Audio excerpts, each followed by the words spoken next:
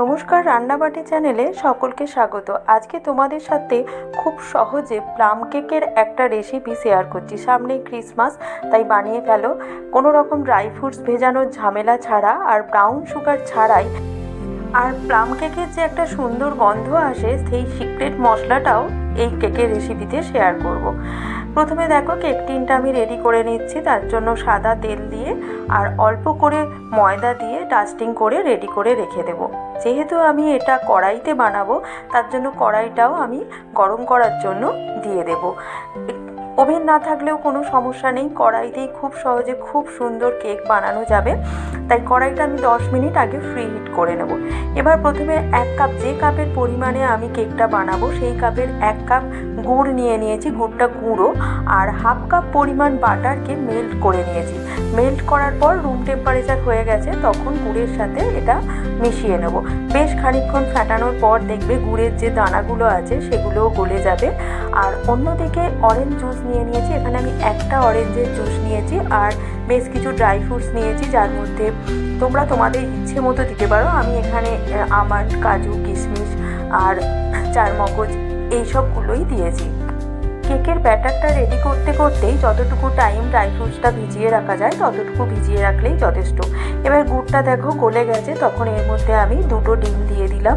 তোমরা ডিম ছাড়া যদি বানাতে চাও সেক্ষেত্রে এখানে টক দই ইউজ করবে হাফ কাপ পরিমাণে। 2টো ডিম দিয়ে বেশ ভালো করে ফেটিয়ে নেব অনেকক্ষণ ধরে, যতক্ষণ না ডিমগুলো সঙ্গে গুড় আর বাটারটা একদম বেশ ভালো করে ব্যাটারটার সাথে মিশিয়ে নিতে হবে। ডিমটা যখন দেখবে গুড় আর বাটারের সাথে ভালো করে মিশে গেছে, তারপরই ওই 1 কাপ পরিমাণ ময়দা, যে কাপের পরিমাণে গুড় নিয়েছিলাম সেই কাপেরই পরিমাণ মতো 1 কাপ ময়দা ভালো করে আমি চেলে নেব। কেকের জন্য ময়দা যখনই নেবে তখন অবশ্যই চেলে নিতে হবে। এবার দেখো 1 চামচ বেকিং পাউডার আর হাফ চামচ বেকিং সোডা দিয়ে ভালো করে ব্যাটারের সাথে মিশিয়ে নেব।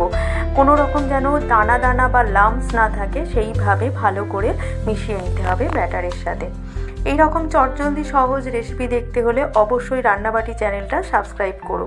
আর দেখো 1 চামচ পরিমাণ এখানে ভ্যানিলা এসেন্স আমি দিয়ে দিলাম, দিয়ে ভালো করে মিশিয়ে নিচ্ছি। এবার সেই সিক্রেট মশলাটা যেটা বানাতে হবে, দারুচিনি আর এলাচ দিয়ে, একটা বড় সাইজের দারুচিনি আর এলাচ ভালো করে মিক্সিতে গুঁড়ো করে নেবে, নিয়ে আর কেকের মধ্যে দেবে। তাহলেই যে প্লাম কেকের সুন্দর সেন্টটা আসে সেটা এসে যাবে।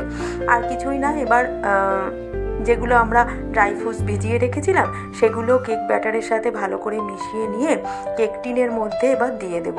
কেক টিনের মধ্যে দিয়ে একটু ট্যাপ করে 40 মিনিটের জন্য বেক করতে হবে। ট্যাপ করার কারণ হচ্ছে যে হাওয়াটা যেন বেরিয়ে যায়। 40 মিনিট মতো, প্রথমে 5 মিনিট হাই ফ্লেমে, তারপরে বাকি 35 মিনিট আমরা একদম লো ফ্লেমে বেক করলে সুন্দর স্পঞ্জি প্লাম কেক তৈরি হয়ে যাবে। 40 মিনিট পর আমরা একটা টুথপিক দিয়ে দেখে নেব যে কেকটা সুন্দরভাবে বেক হয়েছে কিনা। টুথপিকটা যদি দেখো যে একদম ক্লিয়ার বেরোচ্ছে, তাহলেই জানবে কেক সুন্দরভাবে বেক হয়ে গেছে। এবার যতটুকু টাইম রেস্টিং টাইম দিতে হবে ঠান্ডা হওয়ার জন্য, তারপরে কেক টিন থেকে ডিমোল্ড করতে হবে। গরম অবস্থায় কেকটা ডিমোল্ড করতে গেলে কিন্তু ভেঙে যেতে পারে। কেকটা এবার ঠান্ডা হয়ে গেলে আস্তে করে ছুরি দিয়ে সাইডগুলো আগে ছাড়িয়ে নিতে হবে, তারপর উল্টে দিয়ে ট্যাপ করলেই কেক সুন্দরভাবে বেরিয়ে আসবে। কেমন লাগলো অবশ্যই জানিও।